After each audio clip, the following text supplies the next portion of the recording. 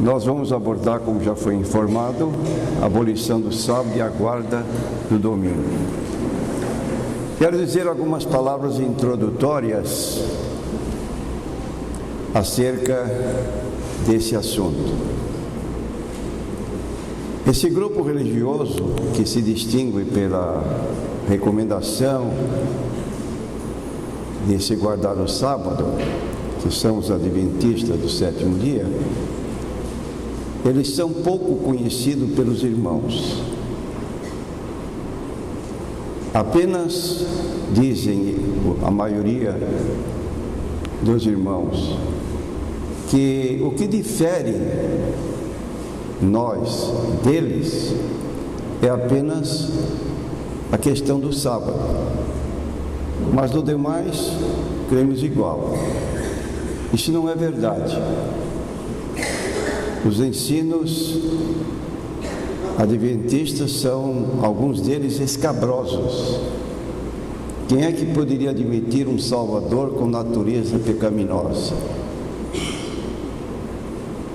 Quem é que poderia admitir que Jesus e Miguel são a mesma pessoa? Quem é que poderia admitir que a obra da redenção não foi concluída na cruz? Quem é que poderia admitir que um crente tem pecados perdoados, mas não tem pecados cancelados? Mesmo depois de aceitar a Cristo como Salvador, ele ainda está sendo julgado pelo chamado juízo investigativo, para saber se no final Jesus pode aplicar os benefícios da sua morte àquela pessoa. E isso só ocorrerá se estiver guardando o sábado.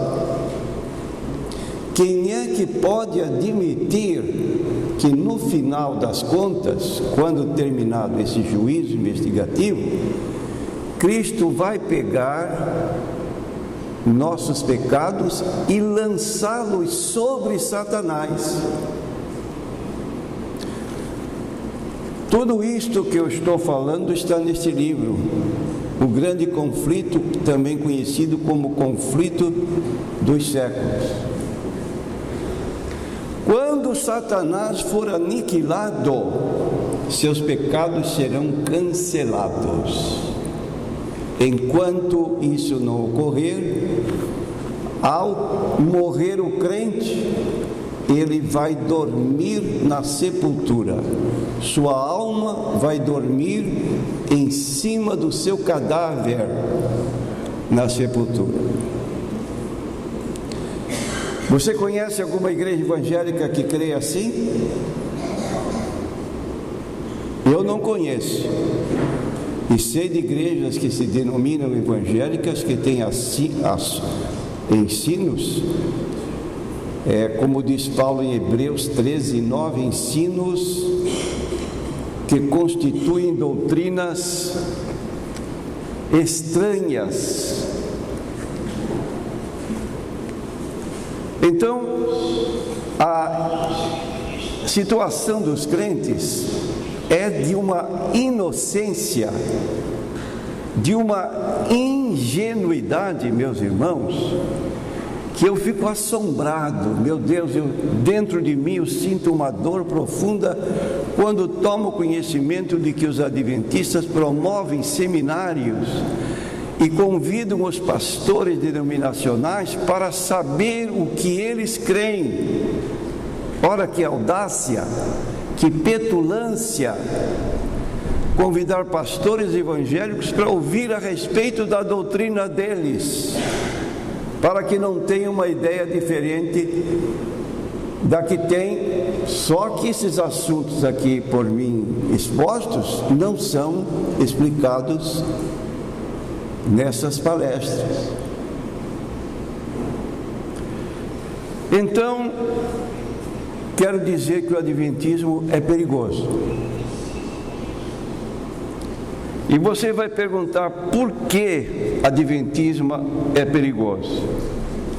Porque ele vai chegar para um crente E eles têm um livro específico para falar com crentes denominacionais. De acordo com a denominação de cada crente, há um assunto específico para ser ventilado. Sagacidade. Se você se deparar com um adventista, a primeira pergunta que ele vai fazer para você é: você guarda a lei de Deus?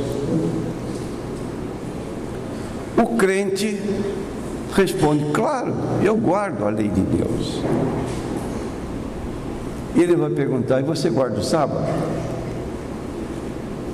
Não. Então você está com um problema, porque lá no livro de Gálatas está dizendo que se guardar todos os mandamentos e tropeçar num, a pessoa se tornou culpada de todos. Você não guarda a lei de Deus. Mas o que significa a palavra lei para o adventista? Eles dizem que lei significa duas leis. Uma lei eles chamam moral e outra lei eles chamam cerimonial. Quando Cristo deu o brado na cruz e está consumado, a lei cerimonial caiu, não vigora mais. Mas a lei que eles denominam moral, que são os 10 mandamentos, essa permanece. Ora, se ela permanece, está em vigor, é óbvio que se deve guardar o sábado. Entretanto, vou dizer aqui uma declaração: não há na Bíblia apoio para se dividir a lei de Deus em duas partes. A lei é uma só, e ela constitui 613 mandamentos que estão registrados no livro da lei. Gálatas 3, versículo 10: maldito todo aquele que não permanecer em todas as coisas que estão escritas no livro da lei para fazê-las. Vou repetir: maldito todo aquele que não permanecer em todas as coisas que estão escritas no livro da lei para fazê-las. De modo claro, se uma pessoa disser realmente: eu guardo a lei, então você teria que guardar não 10, mas 613 mandamentos. Gênesis, Êxodo, Levítico, Número e Deuteronômio. E no versículo 11 do capítulo 3 está dito assim: é evidente que pelas obras da lei ninguém será justificado. Não nasceu ainda uma pessoa que realmente guardasse todas as leis dadas por Deus ao povo de Israel. Em decorrência disso, é que nós somos salvos pela graça de Deus. Porque se formos advogar que guardamos a lei na sua integridade, não tem um que escape. Então o adventista é perigoso porque ele diz assim: olha, se você guardar o sábado, você tem o selo de Deus.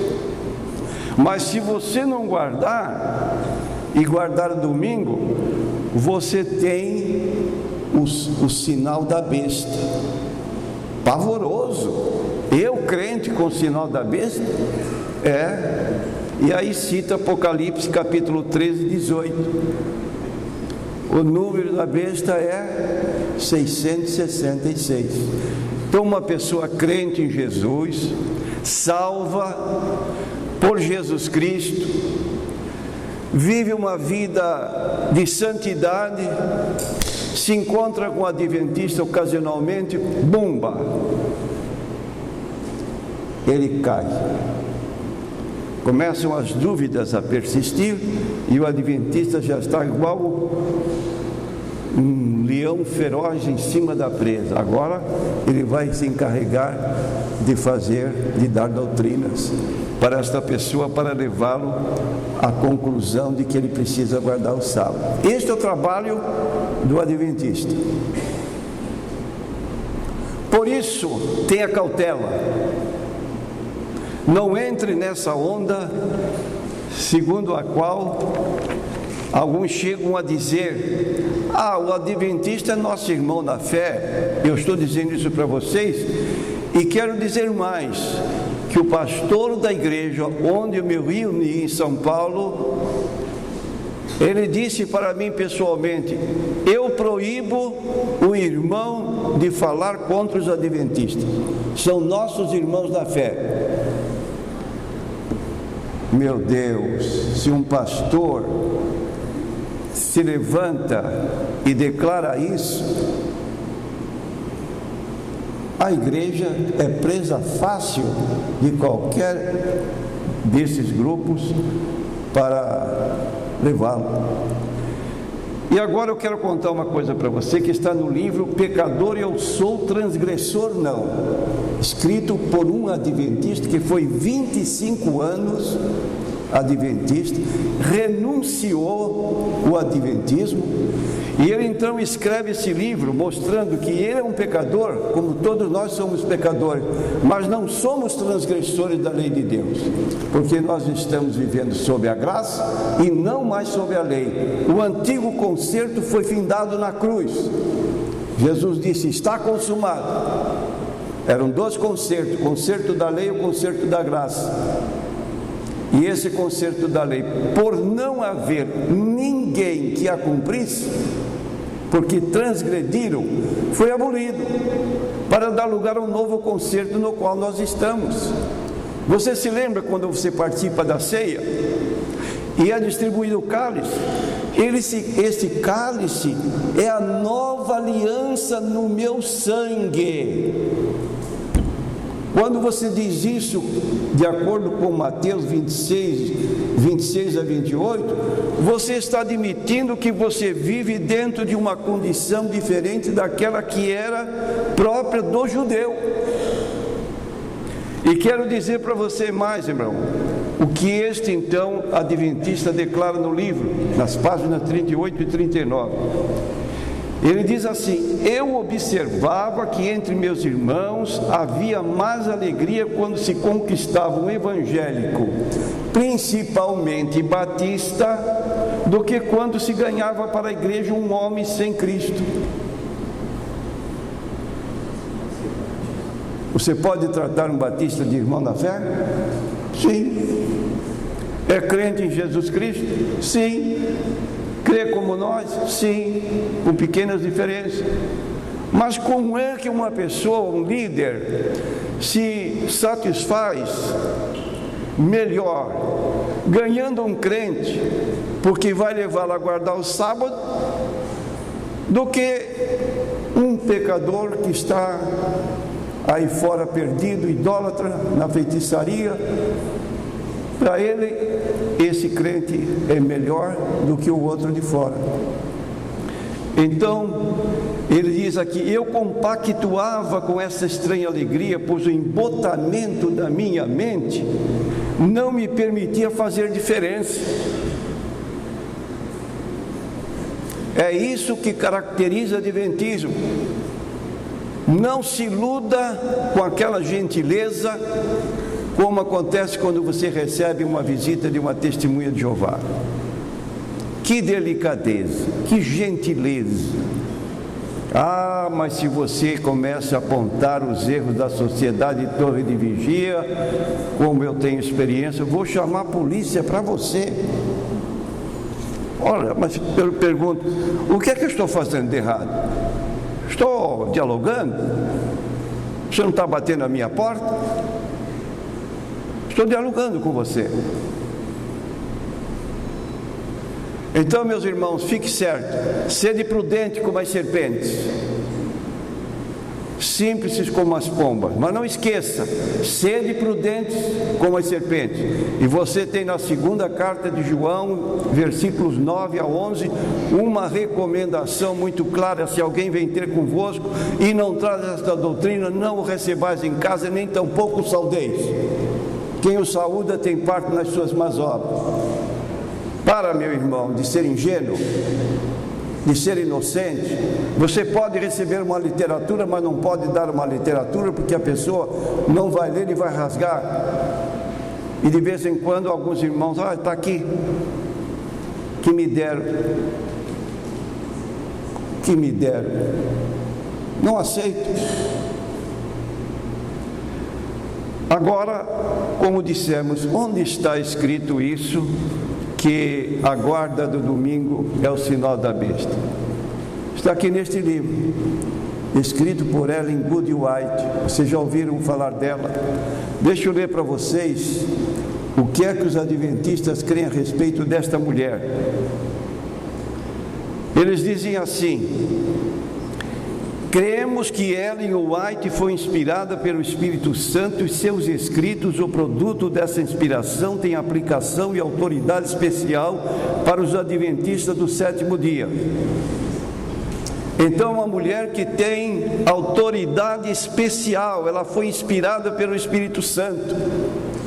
A que ponto, a que grau o Espírito Santo orientou esta mulher? Negamos que a qualidade e o grau de inspiração dos escritos de Ellen White sejam diferentes dos encontrados nas Escrituras Sagradas. Você tem aqui nesta mão a Bíblia, e você tem aqui o conflito dos séculos. Qual é que tem mais peso de autoridade, de inspiração para você? Esse aqui ou esse aqui?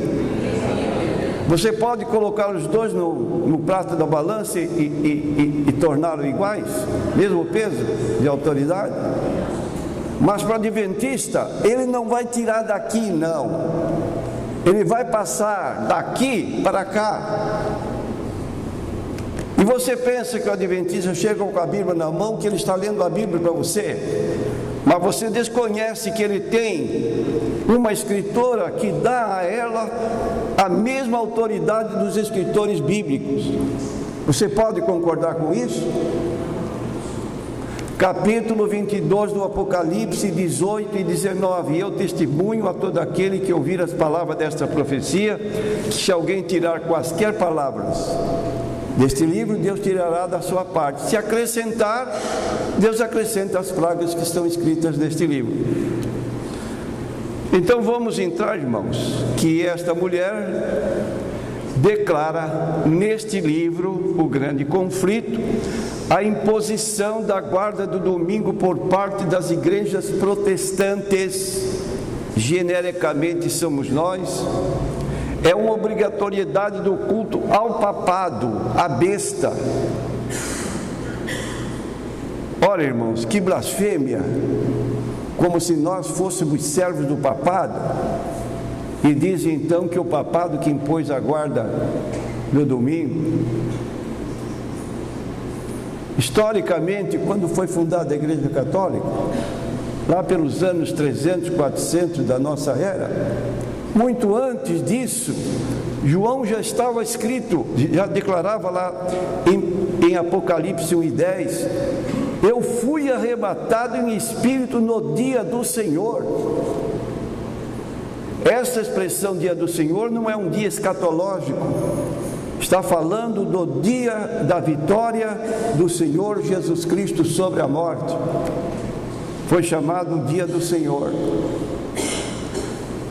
Agora, vamos falar da abolição do sábado, biblicamente provado. Nós temos um texto no Antigo Testamento, que está no livro de Oséias, capítulo 2, versículo 11. Talvez você nunca tenha lido este versículo durante a sua vida cristã. Mas diz assim: e farei cessar todo o seu gozo, as suas festas, as suas luas novas e os seus sábados, e todas as suas festividades. Farei cessar, o verbo está no plural, aliás, está no futuro, farei cessar, terminar, extinguir, o que? Diz o texto: farei cessar suas festas, suas luas novas e seus sábados. Esta expressão, dias de festas, luas novas e sábados, indicam as festividades anuais, mensais e semanais. Dias de festa, feriados nacionais. Luas novas, feriados ou festas mensais, cada mês. E sábados semanais. Farei cessar, parar. E esta profecia se cumpriu então ali na cruz, em João 19:30, quando Jesus disse: está consumado. O antigo concerto fechou, encerrou-se. Não se pode doutrinar usando o Velho Testamento, deixando de lado o Novo, mas se fala do Novo Testamento e o Velho é explicado pelo Novo e não o Novo pelo Velho. Agora você encontra em Mateus 27:51 que no momento em que se deu o brado, está consumado, diz: o véu do templo se rasgou em duas partes, de alto a baixo. Havia o lugar santo dos santos. No lugar santo, o sacerdote entrava 2 vezes ao dia. E no lugar santo dos santos, o sumo sacerdote, 1 vez no ano, no dia da expiação. O povo ficava do lado de fora, não tinha acesso a Deus. Com a quebra do véu, isso ficou entendido que agora todos nós temos acesso à presença de Deus. De que modo? Capítulo 10 do livro de Hebreus, versículo 19 a 21, nós vamos encontrar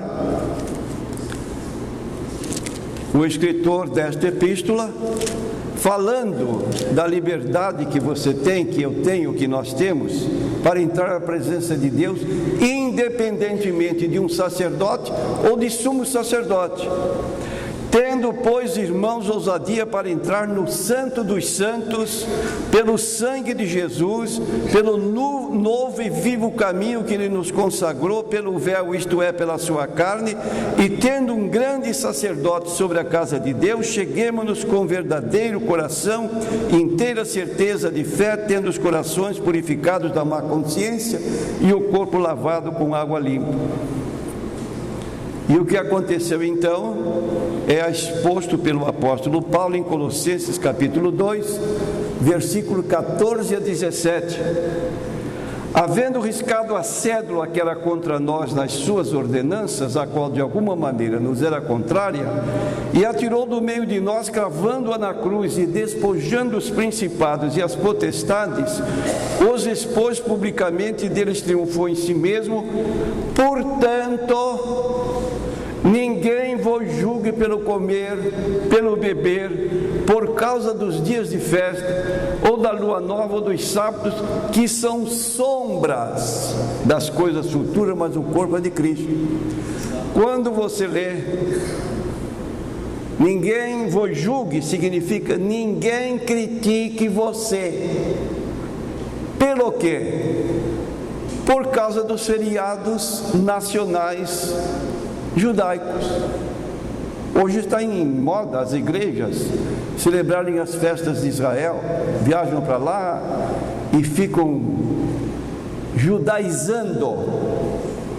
Não se pode pôr uma bandeira do Estado de Israel aqui, porque aqui pode entrar um árabe. Se ele vir uma bandeira de Israel, ele vai dizer que nós somos segregacionistas, quer dizer, só aderimos ao lado dos judeus e ele não tem oportunidade. Aqui não, é para todos.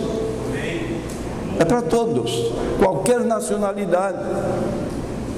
É o que diz o apóstolo Paulo: não há judeu, não há grego, não há servo, não há livre, não há macho, não há fêmea, todos vós sois um em Cristo Jesus. Então diz aqui: ninguém critique se você não guarda o sábado, ninguém critique se você não guarda a lua nova, Ninguém critique se você não guarda as festas de Israel, dias de festa, porque tudo isto constitui sombras.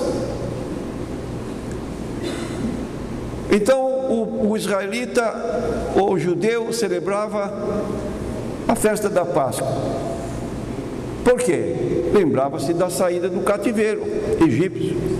Quem é a nossa Páscoa? Jesus. A Páscoa judaica era um símbolo daquela real que nós hoje vivemos nela. Cristo, minha Páscoa. Cristo, nossa Páscoa, morreu por nós. Eu não vou celebrar Páscoa, porque eu estou agora com o verdadeiro Cordeiro de Deus que tira o pecado do mundo. Então aqui está claro, irmãos, você não pode ser criticado, e aquela pergunta que foi feita no início, você guarda a lei de Deus, é capciosa, é enganadora, porque quando você ouvir essa pergunta, você responde para a pessoa: eu estou sob o novo pacto, sob o novo concerto, eu não vivo mais sob a lei, eu vivo sob a graça, e não sou anarquista, porque Paulo declara em Tito 2:11-13, a graça de Deus se manifestou, trazendo salvação a todos os homens, ensinando-nos que, renunciando à impiedade, vivamos neste presente século sóbria, pia e justamente. Você não pode ser acusado de anarquista porque não guarda a lei do Antigo Testamento, porque você é ensinado pela graça e ela ensina você a viver sobriamente, equilibradamente.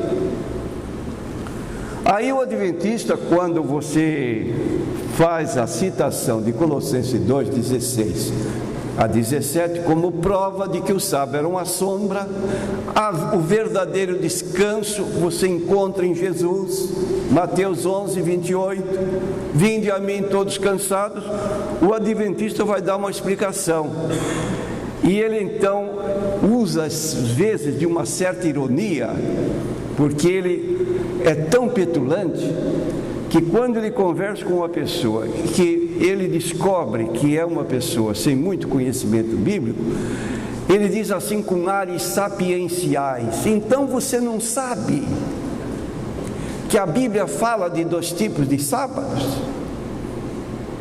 Você não sabe? Estes sábados que estão aqui em Colossenses 2:16, ninguém vos julgue por sábados,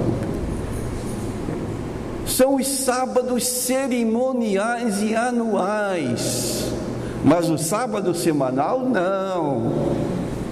Vai aprender a Bíblia, depois vem falar comigo.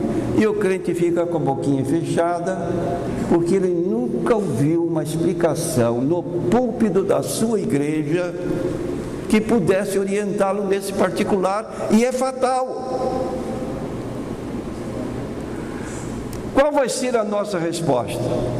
Se ele usar esse argumento: não, a palavra sábados de Colossenses 2:16, ninguém vos julgue por causa dos dias,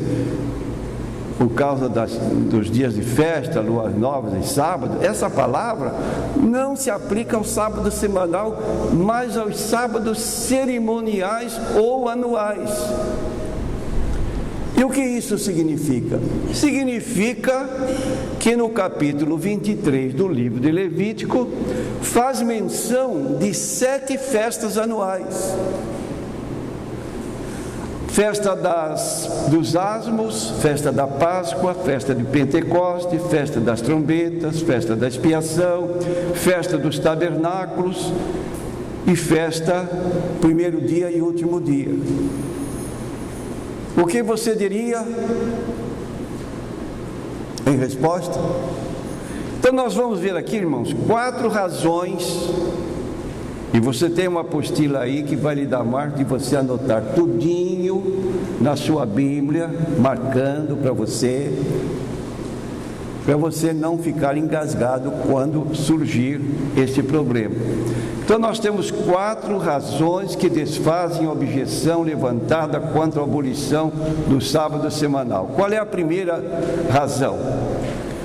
A expressão de Colossenses 2,16, dias de festa, se relaciona com os feriados anuais ou semanais que eram denominados dia de festa. Quer dizer, paraímos, você está me dizendo que a palavra sábado se refere aos dias de festas, mas aqui no texto de Colossenses 2,16 já está mencionando dias de festa, referindo-se exatamente às festas judaicas que estão no capítulo 23 do livro de Levítico. Logo, vem luas novas e sábados, mostrando assim que a palavra realmente, sábado, se aplica ao sábado semanal.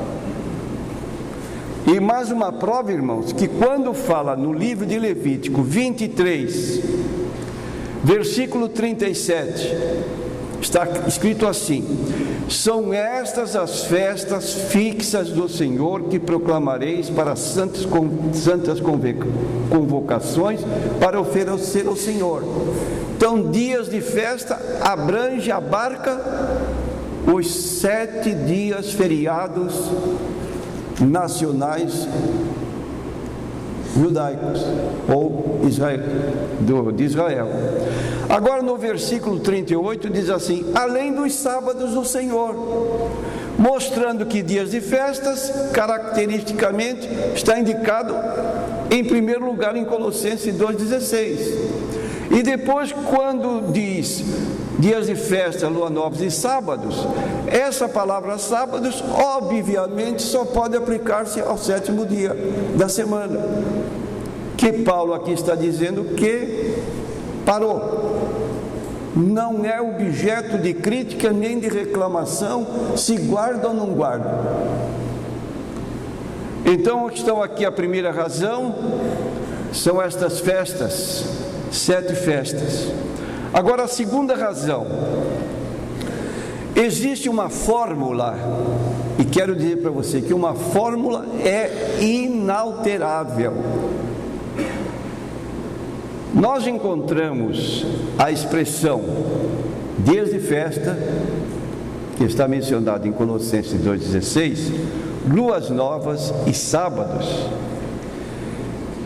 Esta expressão é consagrada em toda a Bíblia para indicar os dias sagrados anuais, mensais, semanais ou inversamente, semanais, mensais ou anuais.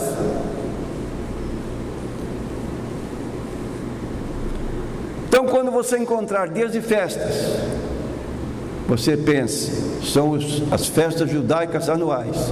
Luas novas são as mensais. Sábados, semanais. Vamos repetir? Dias de festas anuais. Luas novas, mensais. Sábados, semanais. Agora vamos, então, aos textos bíblicos que provam isso. Primeiro exemplo, Números 28. Encontramos os holocaustos para os dias de sábados, semanal, mensal ou anual? Semanal. Para as luas novas, dias de festas, anuais. Então diz aqui o versículo 9 e 10 do livro de Números, capítulo 28. No dia de sábado, cada semana, 2 cordeiros de 1 ano sem mancha. O holocausto é do sábado de cada semana, está bem claro. E as suas libações serão a metade de 1 hin de vinho para um bezerro. Este é o holocausto das luas novas de cada mês, segundo os meses do ano. Versículo 14. Porém, no mês primeiro, aos 14 dias do mês, é a Páscoa do Senhor, cada ano. E aos 15 dias do mesmo mês haverá festa. 7 dias se comerão pães. Então nós temos aqui sacrifícios semanais, sacrifícios mensais, pela expressão lua nova, e sacrifícios anuais pela expressão dias de festa. 1 Crônicas, capítulo 23, versículo 31, e para cada oferecimento dos holocaustos do Senhor, nos sábados, semanal, mensal ou anual, nas luas novas, nas solenidades. Então está bem claro, é a fórmula indicar dias anuais, feriados anuais, mensais e semanais. Exemplo número 4. Segundo Crônicas, capítulo 8, versículo 13. E isto segundo o dever de cada dia, oferecendo segundo o preceito de Moisés, nos sábados, nas luas novas e nas solenidades, 3 vezes ao ano. Exemplo número 5, segundo Crônicas 31, 3, também estabeleceu a parte da fazenda do rei para os holocaustos da manhã e da tarde, para os holocaustos dos sábados, cada semana, das luas novas, cada mês, e das solenidades, cada ano, como está escrito na lei do Senhor. E o último exemplo, 45, 17, estarão a cargo do príncipe os holocaustos e as ofertas de manjares e as libações nas festas, cada ano, nas luas novas, nos sábados. Agora você repete Colossenses 2,16, ninguém vos julgue por causa dos dias de festa, semanal, mensal ou anual? Anual. Luas novas, mensal e sábado. Está aí. Claro, cristalino, só provoca questionamento quem quer defender uma ideia que não tem apoio na Bíblia Sagrada. Terceira razão, você encontra neste livro aqui, Estudo das Escrituras, Doutrinas Fundamentais das Escrituras Sagradas, que é livro adventista. Neste livro aqui, na página 378, nós vamos encontrar o que está escrito aqui. Os termos sábado, não esqueça, singular, sábados, plural, e dia de sábado, ocorrem 60 vezes no Novo Testamento. E em cada caso, exceto um, refere-se ao sétimo dia. Só um caso. Então você tem 60 passagens falando do sábado, pela expressão sábado, sábados e dia de sábado. Sempre se refere ao sábado semanal. Só num caso dizem eles, não. Qual é? Em Colossenses 2, 16 e 17, faz-se referência aos sábados anuais relacionados com as 3 festas anuais observadas por Israel antes do primeiro advento de Cristo. Estudos Bíblicos, página 378, edição de 1984.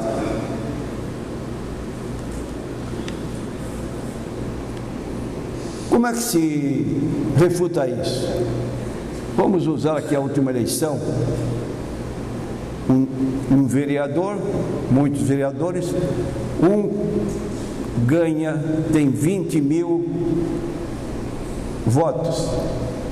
O outro tem um voto. Quem é eleito? É tão óbvio. Ora, se você lê a Bíblia, e você confessa, olha, você encontra no Novo Testamento 60 vezes a palavra sábado, sábados, dia de sábado. E você concorda comigo que em 59 referências sempre se refere ao sétimo dia. E você discorda numa só, exatamente essa que está em discussão. Qual é a conclusão que você chega? Se a Bíblia se interpreta com a Bíblia, questão de hermenêutica, eu só posso concluir que a palavra sábado se refere ao sétimo dia. É claro Quer dizer, eles dão um argumento para nós, neste livro, para que você entenda que sempre que ocorrer a palavra sábado, singular, sábados, plural, o dia de sábado, se refere à mesma coisa.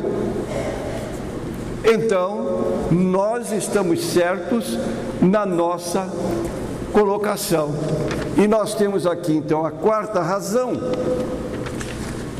E há um livro chamado Do Sábado para o Domingo, página 32, edição de 1996, que diz o seguinte: olha o raciocínio que é usado. Um escritor adventista diz assim: se houvesse usado a palavra no singular, Colossenses 2,16, teria ficado claro naturalmente que ele pretendia ensinar que esse mandamento havia deixado de ser obrigatório e que o sábado não mais devia ser observado.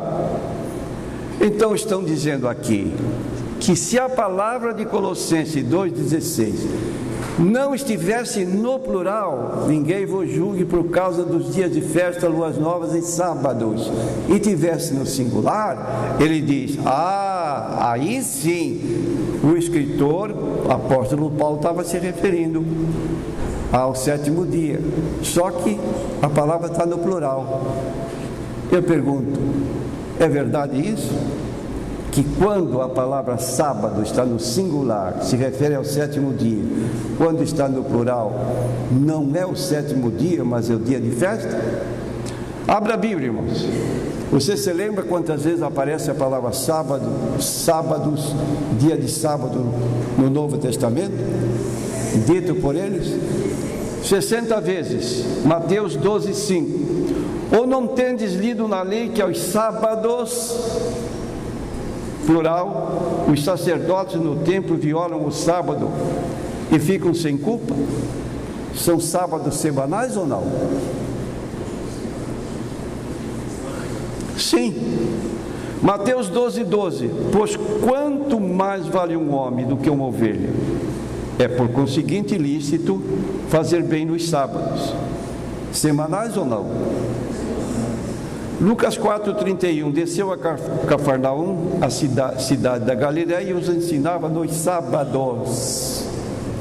Semanal? Sim. Lucas 6:2, e alguns dos fariseus que lhes disseram: por que fazeis o que não é lícito fazer nos sábados? Semanal ou não? Sim, semanal. Lucas 6:9. Então lhes disse: uma coisa vos hei de perguntar, é lícito nos sábados fazer bem ou mal, salvar vida ou matar? Semanais ou não? João 5:9. Logo que aquele homem ficou são, tomou o seu leito e andava, e aquele dia era sábado. Semanal? Semanal. João 5:16. E por essa causa os judeus perseguiram a Jesus e procuravam matá-lo, porque não só quebrantava o sábado, mas também dizia que Deus era seu próprio Pai, fazendo-se igual a Deus. Então o versículo 16: por esta causa os judeus perseguiram a Jesus e procuravam matá-lo, porque fazia estas coisas no sábado. Semanal ou não? Sim. Então aí está, irmãos. Essas quatro razões anulam essa colocação. Vamos entrar agora na guarda do domingo, lendo o Salmo 118, versículos 22 a 24. Aqui temos uma profecia no Salmo que diz o seguinte: a pedra que os edificadores rejeitaram tornou-se cabeça de esquina. Foi o Senhor que fez isso, e é coisa maravilhosa aos nossos olhos. Este é o dia que fez o Senhor, regozijemo-nos e alegremo-nos nele. Esse salmo é profético,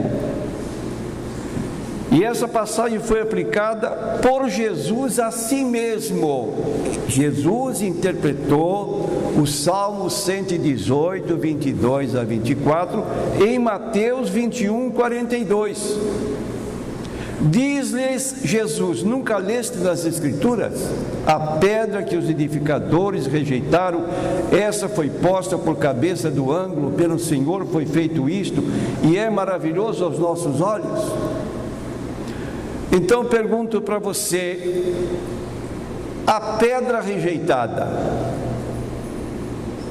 foi numa sexta-feira, quando Jesus foi preso, foi colocado na cruz e morreu. Rejeitaram a pedra. A pedra rejeitada tornou-se cabeça de esquina. Qual foi o dia da vitória de Jesus sobre a morte? Lucas 24, versículos 1 a 3, diz que as mulheres foram ao sepulcro e encontraram a porta aberta, entraram e não viram o corpo do Senhor Jesus. Jesus ressuscitou. Marcos 16, versículo 9, tendo Jesus ressuscitado no primeiro dia da semana, vou repetir, tendo Jesus ressuscitado no primeiro dia da semana, que dia era este primeiro da semana? Domingo. Então Jesus ressuscitou no primeiro dia da semana, e este dia, em razão da importância da ressurreição de Cristo, morreu por nossos pecados e ressuscitou para nossa justificação, levou os cristãos primitivos a não mais celebrarem o sábado, embora fossem judeus, mas passaram a se reunir no primeiro dia da semana. Essa tradução nossa, João Ferreira de Almeida, fala dia do Senhor.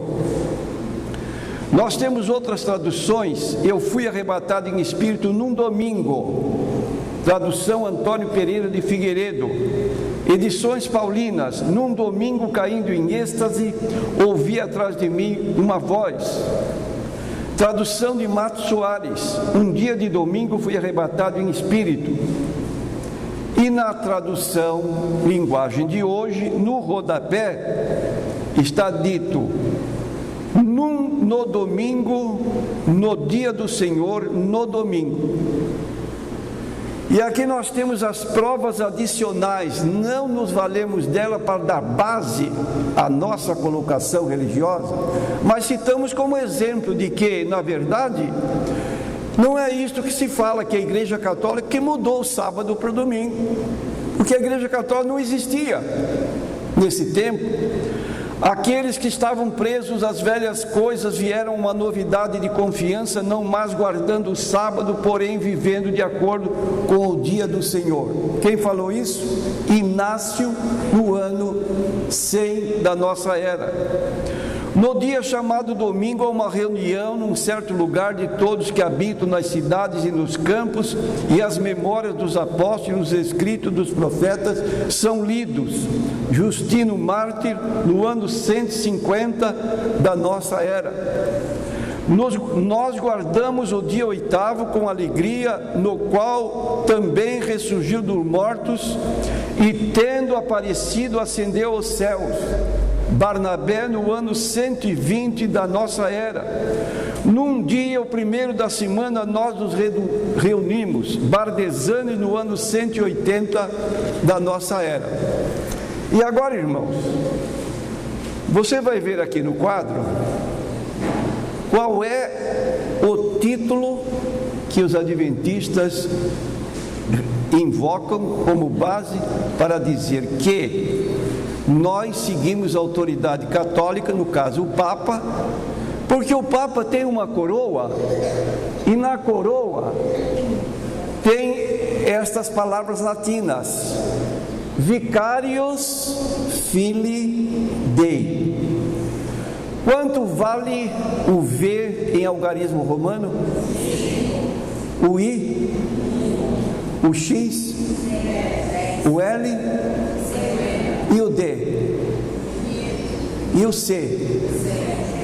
Então vamos lá numerar: 5 mais 1 mais 100 mais 1 mais 5 mais 1 de Filii Dei, Fili, 2 Is, mais 500 de Dei, e mais 1 de Dei, I.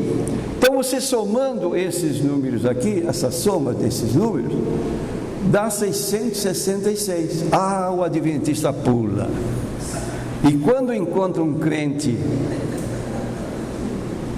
que não conhece nada e não quer conhecer, infelizmente, quando nós promovemos um seminário como este, trazer esta orientação, que você, meu irmão, desculpa a imodéstia, você não vai ouvir em nenhuma igreja deste nosso país. A indolência que caracteriza as nossas igrejas evangélicas, eu estou pondo aí as nossas igrejas evangélicas, é espantosa. Todo mundo sabe disso, mas não sabe refutar. Agora você conhece aquela frase que diz assim: feitiço virou contra o feiticeiro? Vamos ver o que acontece com o nome Ellen Good White, palavra inglesa. Vamos lá, Ellen, quanto vale o Ellen? Mas está com 2 L's grafado, são 100. U, 5, L, 50, e D, 500, e tem por fim o nome White, WV, são 2 vezes 5. Temos ali 10 mais 1 de White. Quer somar para nós? 50 mais 50, 5 mais 50 mais 500, dá 555, com mais 100, dá 655, mais 5 mais 5 dá 10, com mais 1 dá 11, 555 com 11 dá 666. Quem é a besta do Apocalipse?